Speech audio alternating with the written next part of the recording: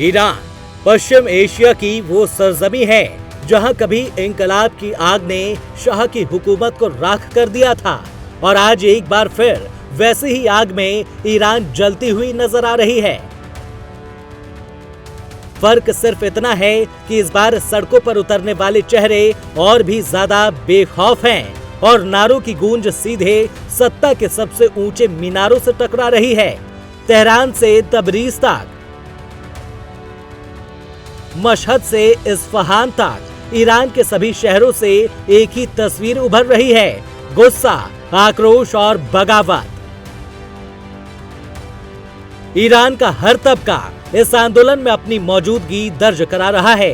बाजार बंद हैं, यूनियनें हड़ताल पर हैं और महिलाएं जो बरसों से पाबंदियों की जंजीरों में जकड़ी रही हैं, आज इस आंदोलन की सबसे बुलंद आवाज बन चुकी है।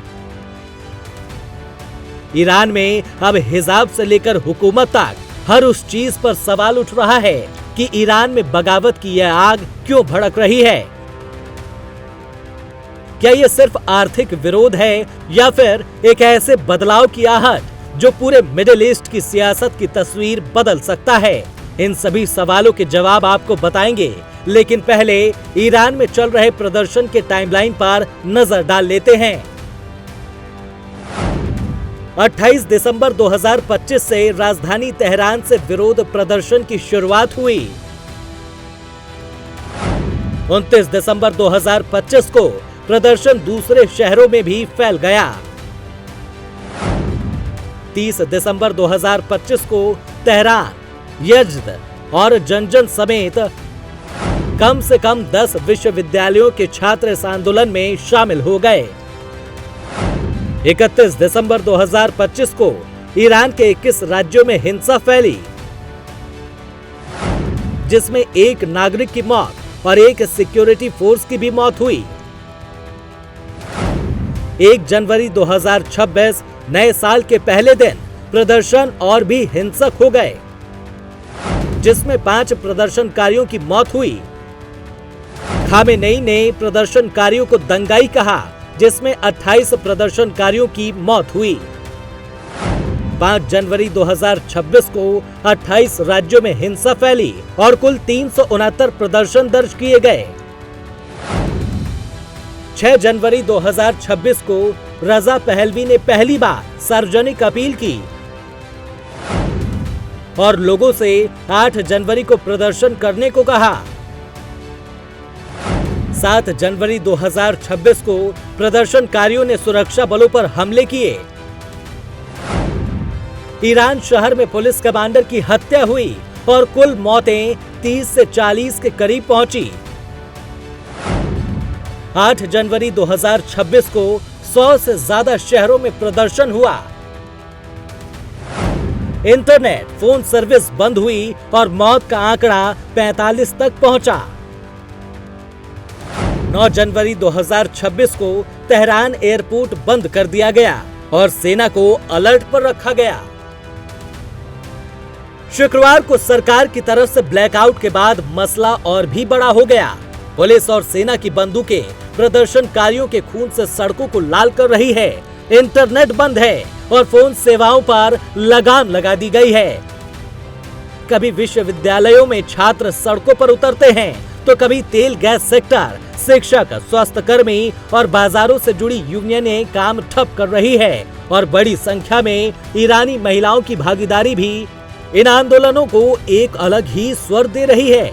देश के supreme leader Ayatollah Ali Khamenei के खिलाफ सड़कों पर खुलकर नारेबाजी हो रही है।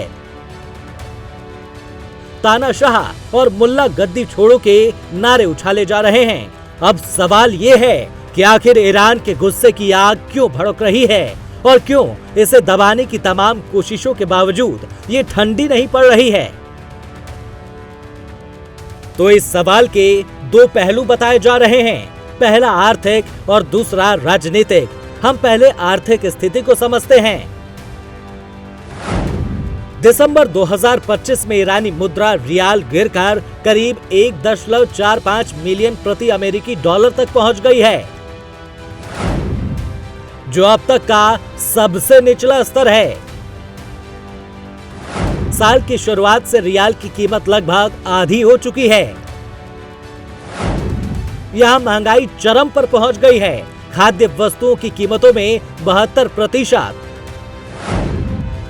और दवाओं की कीमतों में 50% तक की बढ़ोतरी दर्ज की गई है। फिलहाल एक अमेरिकी डॉलर की कीमत करीब 14 लाख रियाल तक पहुंच चुकी है। साल 2024 में ईरान का कुल निर्यात लगभग 22.18 बिलियन डॉलर था, जिसमें तेल और पेट्रोकेमिकल्स का बड़ा हिस्सा था, जबकि आयात 34.65 बिलियन डॉलर रहा, जिससे व्यापार घाटा 12.47 बिलियन डॉलर तक पहुंच गया। 2025 में तेल निर्यात में कमी और प्रतिबंध के कारण ये घाटा और बढ़कर 15 बिलियन डॉलर तक बढ़ा है। ईरान में बगावत की आग के पीछे सबसे बड़ा कारण ईरान की आर्थिक बदहाली बताई जा रही है। ईरान में खामेनेई की सरकार हाल ही में जून में हुए 12 दिन के युद्ध के असर से उबरने की अभी कोशिश ही कर रही थी। तब तक एक और बगावत की आग धधक उठी है। ईरान में बगावत के पीछे की एक वजह राजनीतिक भी बताई जा रही है। दरअसल तेहरान की सड़कों पर गूंजते नारों के बीच अब ईरान के लिए अमेरिकी राष्ट्रपति डोनाल्ड ट्रंप की सख्त आवाज भी उठ चुकी है। यानी सरकार के खिलाफ सड़कों पर उतरा आक्रोश अब सिर्फ ईरान की अंदरूनी कहानी ही नहीं रह गई है। 2 जनवरी को अमेरिकी राष्ट्रपति मिस्टर ट्रंप ने सोशल मीडिया पर एक पोस्ट किया था। पोस्ट में ईरान को चेतावनी दी कि अगर तेहरान शांतिपूर्ण प्रदर्शनकारियों को हिंसक रूप से मारता है तो यूनाइटेड स्टेट्स उनकी मदद के लिए आएगा। हालांकि ये अभी भी साफ नहीं है कि ट्रंप कैसे और क्या दखल देंगे। अमेरिकी सेना द्वारा तेहरान के लंबे समय से सहयोगी रहे वेनेजुएला के राष्ट्रपति निकोलस मादुरो को गिरफ्तार करना कुछ अलग इशारा कर रहा है। कुछ लोगों का मानना है कि ईरान ट्रंप की आक्रामक विदेश नीति का अगला शिकार हो सकता है। ईरान में सरकार के खिलाफ प्रदर्शन पर ट्रंप ने साफ तौर पर इसे लॉक एंड लोडेड बताया है, यानी अमेरिका ईरान में हमला करने को तैयार है। परमाणु प्रोग्राम मसले पर अमेरिका और ईरान के बीच हालात पहले से ही तनावपूर्ण हैं, इसीलिए ये कहना गलत नहीं होगा कि ट्रंप ईरान को भी वेनेजुएला के चश्मे से ही देख रहा है, क्योंकि वैसे भी खामेनेई ट्रंप के लिए बड़ा सिर दर्द रहे हैं। अमेरिका बहुत समय से ईरान में खामेनेई की सत्ता को उखाड़ने में लगा है। अब ट्रंप के इस प्लान को वेनेजुएला के चश्मे से क्यों देखा जा रहा है, इसे आप भी समझिए। दरअसल ट्रंप अमेरिका के सत्ता में आने के बाद से अपने एक्शन से लगातार फ्लॉप साबित हुए हैं। ट्रंप दुनिया के व्यापार पर अपना कब्जा चाहते हैं। ट्रंप ने इस प्लान को पूरा करने के लिए टैरिफ वार छेड़ा, आर्थिक प्रतिबंध लगाया, लेकिन ट्रंप को इस फैसले से फायदे के बदले घाटे का सामना करना पड़ा।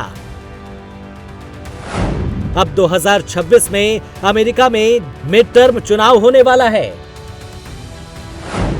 जिसके लिए ट्रंप को अपने कार्यकाल की उपलब्धि सदन में पेश करनी होगी, और अगर नहीं पेश किए तो ट्रंप को सत्ता से बेदखल किया जा सकता है। इसलिए ट्रंप अब सफलता पाने के लिए दूसरा तरीका अपना रहे हैं, जिसमें पहला निशाना वेनेजुएला है और माना जा रहा है कि